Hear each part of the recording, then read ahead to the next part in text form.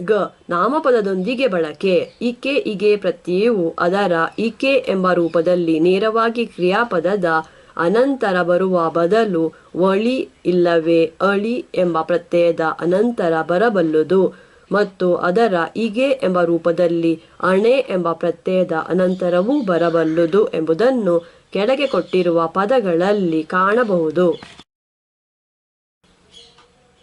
ನಡೆ ನಡವಳಿಕೆ, ತಿಳಿ ತಿಳುವಳಿಕೆ, ಮುಚ್ಚು ಮುಚ್ಚಳಿಕೆ, ಬರೆ ಬರವಣಿಗೆ, ಬೆಳೆ ಬೆಳವಣಿಗೆ, ಮೆರೆ ಮೆರವಣಿಗೆ, ಬೀಸು ಬೀಸಣಿಗೆ. ಆದರೆ ಸಾಗಾಣಿಕೆ ಎಂಬುದರಲ್ಲಿ ಈ ಪ್ರತ್ಯಯ ಅಣ್ ಇಲ್ಲವೇ ಅಣೆ ಎಂಬುದರ ಮುಂದೆ ಇಕೆ ಎಂಬ ರೂಪದಲ್ಲಿ ಬಂದಿದೆ. ದಬ್ಬಾಳಿಕೆ ಎಂಬುದರಲ್ಲಿ ಈ ಪ್ರತ್ಯಯದೊಂದಿಗೆ ಆಳಿ ಎಂಬ ಪ್ರತ್ಯಯ ಬಂದಿರುವ ಹಾಗೆ ಕಾಣಿಸುತ್ತದೆ.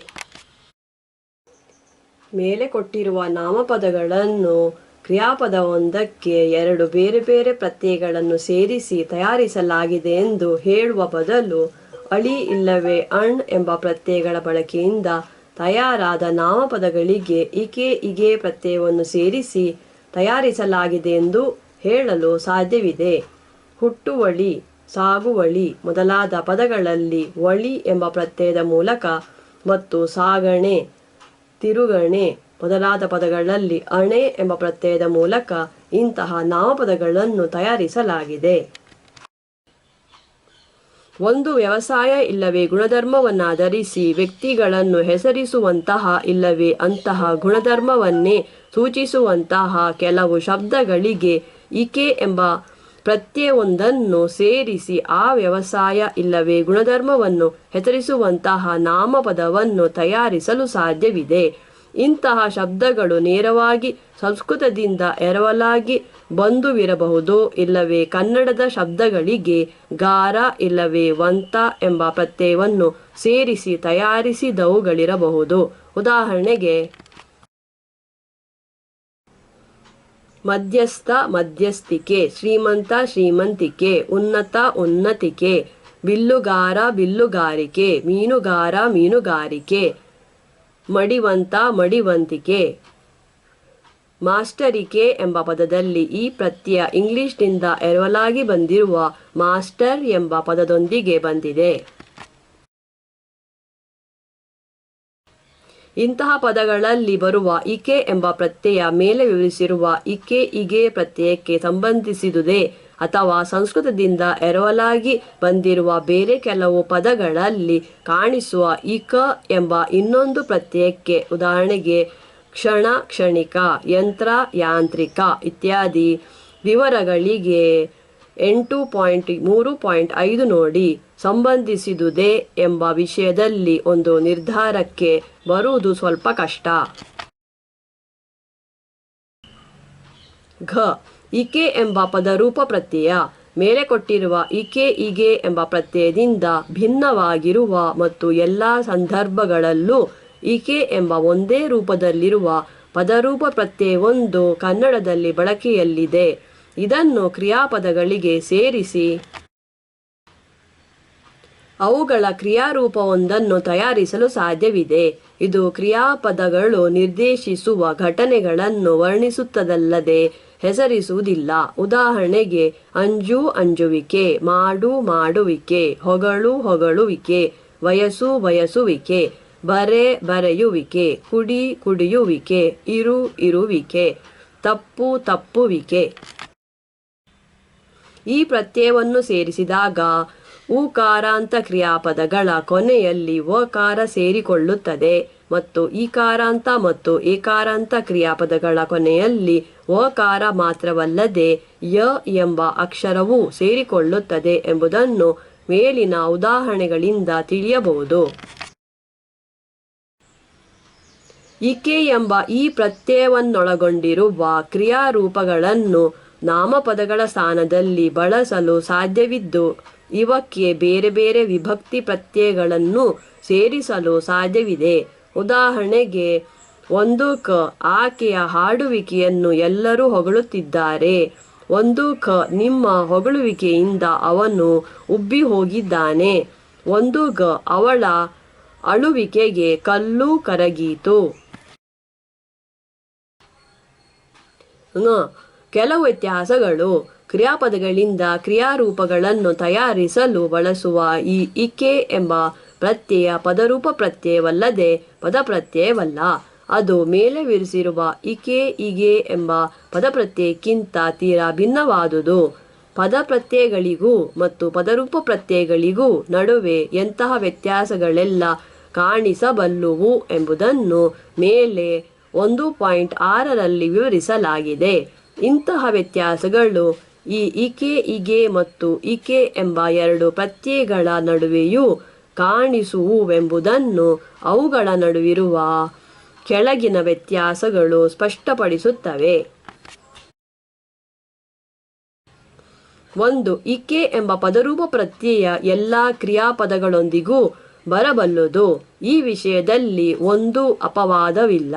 ಸಂಸ್ಕೃತದಿಂದ ಎರವಲಾಗಿ ಬಂದಿರುವ ಮತ್ತು ಇಸು ಎಂಬ ಪ್ರತ್ಯಯದ ಮೂಲಕ ಕನ್ನಡದಲ್ಲಿ ಕ್ರಿಯಾಪದವಾಗಿ ಬಳಕೆಯಾಗುವ ಪದಗಳೊಂದಿಗೂ ಇದು ಬರಬಲ್ಲುದೆಂಬುದನ್ನು ಕೆಳಗಿನ ಉದಾಹರಣೆಗಳಲ್ಲಿ ಕಾಣಬಹುದು.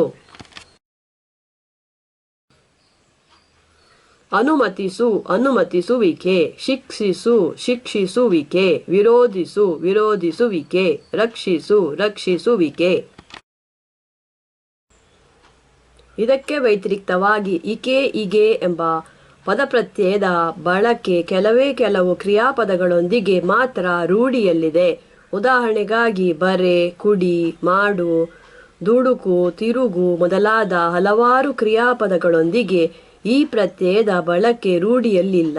ಇಕೆ ಎಂಬ ಪದರೂಪ ಪ್ರತ್ಯಯವನ್ನು ಇವೆಲ್ಲವಕ್ಕೂ ಸೇರಿಸಿ ಹೇಳಲು ಸಾಧ್ಯವಿದೆ. ಇದಲ್ಲದೆ ಸಂಸ್ಕೃತದಿಂದ ಎರವಲಾಗಿ ಬಂದಿರುವ ಅನುಮತಿಸು, ಶಿಕ್ಷಿಸು ಮೊದಲಾದ ಕ್ರಿಯಾಪದಗಳೊಂದಿಗೆ ಇಕೆ ಎಂಬ ಪದರೂಪ ಪ್ರತ್ಯಯವನ್ನು ಸೇರಿಸಿ ಹೇಳುವ ಹಾಗೆ ಇಕೆ ಇಗೆ ಎಂಬ ಪದಪ್ರತ್ಯಯವನ್ನು ಸೇರಿಸಿ ಹೇಳಲು ಸಾಧ್ಯವಾಗದು.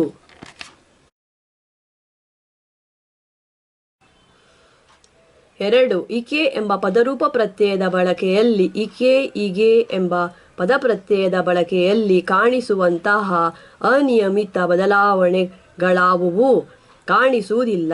ಎಲ್ಲ ರೀತಿಯ ಕ್ರಿಯಾಪದಗಳೊಂದಿಗೂ ಅದು ಇಕೆ ಎಂಬ ಒಂದೇ ರೂಪದಲ್ಲಿ ಬರುತ್ತದೆ. ಮೇಲೆ ಸೂಚಿಸಿದಂತೆ ಉಕಾರದ ನಂತರ ವಕಾರ ಸೇರಿಕೊಳ್ಳುವುದು ಮತ್ತು ಏಕಾರ ಹಾಗೂ ಈಕಾರಗಳ ನಂತರ ಯೌ ಎಂಬುದು ಸೇರಿಕೊಳ್ಳುವುದು ಎಂಬ ಎರಡು ಸಂಧಿ ನಿಯಮಗಳು ಮಾತ್ರ ಇವುಗಳ ಬಳಕೆಯಲ್ಲಿ ಕಾಣಿಸುವ ಬದಲಾವಣೆಗಳು. ಈ ಎರಡು ಬದಲಾವಣೆಗಳು ಎಲ್ಲ ಸಂದರ್ಭಗಳಲ್ಲೂ ನಿಯಮಿತವಾಗಿ ಬರುತ್ತಿದ್ದು ಅವಕ್ಕೆ ಯಾವ ಅಪವಾದವೂ ಇಲ್ಲ. ಕ್ರಿಯಾಪದಗಳೂ ಕೂಡ ಇಕೆ ಎಂಬ ಪದರೂಪ ಪ್ರತ್ಯಯದೊಂದಿಗೆ ಸ್ವಲ್ಪವೂ ಬದಲಾವಣೆ ಇಲ್ಲದೆ ಸೇರಿಕೊಳ್ಳುತ್ತವೆ. ಉದಾಹರಣೆಗಾಗಿ ಕ್ರಿಯಾಪದಗಳ ಕೊನೆಯಲ್ಲಿ ಬರುವ ಸು ಎಂಬ ಪ್ರತ್ಯಯ ಇಲ್ಲವೇ ಉ ಎಂಬ ಸ್ವರ ಈ ಪ್ರತ್ಯಯ ಸೇರಿದಾಗ ಬಿದ್ದು ಹೋಗುವುದಿಲ್ಲ ಮತ್ತು ಕ್ರಿಯಾಪದಗಳ ಕೊನೆಯಲ್ಲಿ ಬರುವ ಏಕಾರ ಅಕಾರವಾಗಿ ಇಲ್ಲವೇ ಉಕಾರವಾಗಿ ಬದಲಾಗುವುದಿಲ್ಲ. ಇಕೆ ಇಗೆ ಎಂಬ ಪದಪ್ರತ್ಯಯಕ್ಕೂ ಮತ್ತು ಇಕೆ ಎಂಬ ಪದರೂಪ ಪ್ರತ್ಯಯಕ್ಕೂ ನಡುವಿರುವ ಈ ವ್ಯತ್ಯಾಸವನ್ನು ಕೆಳಗೆ ಕೊಟ್ಟಿರುವ ಉದಾಹರಣೆಗಳಲ್ಲಿ ಕಾಣಬಹುದು. ಕ್ರಿಯಾಪದ ಇಕೆ ಇಗೆ ಇಕೆ. ಬಯಸು ಬಯಕೆ ಬಯಸುವಿಕೆ. ಬೆರಸು ಬೆರಕೆ ಬೆರಸುವಿಕೆ. ತುರಿಸು ತುರಿಕೆ ತುರಿಸುವಿಕೆ. ಅಂಜು ಅಂಜಿಕೆ ಅಂಜುವಿಕೆ. ಹೇಳು ಹೇಳಿಕೆ ಹೇಳುವಿಕೆ. ಹೊಗಳು ಹೊಗಳಿಕೆ ಹೊಗಳುವಿಕೆ. ಬೆರೆ ಬೆರಕೆ ಬೆರೆಯುವಿಕೆ. ಹೊದೆ ಹೊದಿಕೆ ಹೊದೆಯುವಿಕೆ. ನಡೆ ನಡುಗೆ ನಡೆಯುವಿಕೆ. 3. ಅರ್ಥದ ಮಟ್ಟಿಗೂ ಈ ಎರಡು ಪ್ರತ್ಯಯಗಳ ನಡುವೆ ವ್ಯತ್ಯಾಸವಿದೆ. ಮೇಲೆ ವಿವರಿಸಿದಂತೆ ಇಕೆ ಇಗೆ ಪ್ರತ್ಯಯವನ್ನು ಸೇರಿಸಿ ತಯಾರಿಸಿದ ನಾಮಪದಗಳಿಗೆ ಅವುಗಳ ಒಳರಚನೆಯ ಆಧಾರದ ಮೇಲೆ ನಿಯಮಿತವಾಗಿ ಅರ್ಥ ಹೇಳಲು ಸಾಧ್ಯವಾಗದು. ಅವೆಲ್ಲವಕ್ಕೂ ಒಳರಚನೆ ಒಂದೇ ರೀತಿಯದಾದರೂ ಅರ್ಥ ಮಾತ್ರ ಅನಿಯಮಿತವಾಗಿ ಬೇರೆ ಬೇರಾಗಿರುತ್ತದೆ. ಆದರೆ ಇಕೆ ಎಂಬ ಪದರೂಪ ಪ್ರತ್ಯಯವನ್ನು ಸೇರಿಸಿ ತಯಾರಿಸಿದ ಎಲ್ಲ ಕ್ರಿಯಾರೂಪಗಳಿಗೂ ಒಂದೇ ರೀತಿಯ ಅರ್ಥವಿದೆ. ಅವೆಲ್ಲ ವರ್ಣಿಸುವ ವಿಧಾನದ ಮೂಲಕ ಅವುಗಳಲ್ಲಿ ಬಂದಿರುವ ಕ್ರಿಯಾಪದವು ನಿರ್ದೇಶಿಸುವ ಘಟನೆಯನ್ನು ಗುರುತಿಸುತ್ತವೆ.